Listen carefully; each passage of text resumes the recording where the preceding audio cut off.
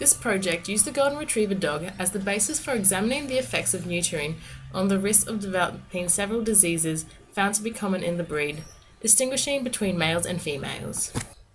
Using the records of 759 client-owned dogs from the University of California's Veterinary Hospital, aged 1 to 8 from January 2000 to December 2009, these dogs were classified as neutered early at less than 12 months, neutered late at 12 months or older, or intact.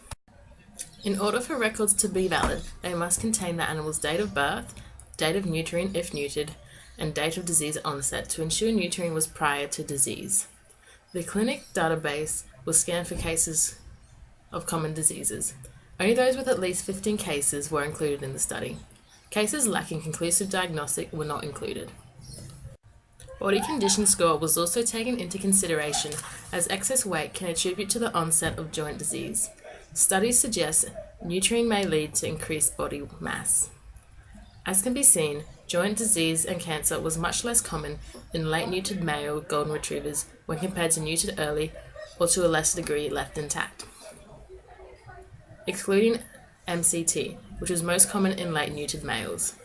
CCL and LSA were most common in females neutered early. Rates of HAS and MCT were considerably increased in late neutered females. The results gathered from this study are breed-specific and cannot be accurately extrapolated to any other population of dogs.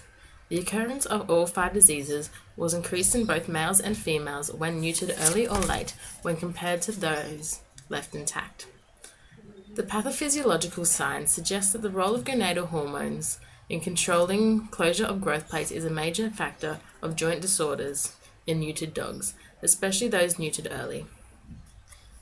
This is apparent for joint disorders HD and CCL. Gender also affects the onset of joint disorders, as growth plate closure occurs earlier in males than in females. The role of gonadal hormones on the onset of cancer is not so obvious. However, there are strong indicators that early neutering in males increases the rate of LSA, and late neutering increases HAS and MCT in females. Neutering males in puberty should result in minimal disease. Female neutering is more problematic, as whilst estrogen is in the system, it protects against some cancer cell activation, reducing risk of colon cancer, which is reflected in intact females. Early neutering before estrogen production also reflects low cancer occurrence, but shows increased CCL rates. No conclusive best time for female neutering can be drawn from this project.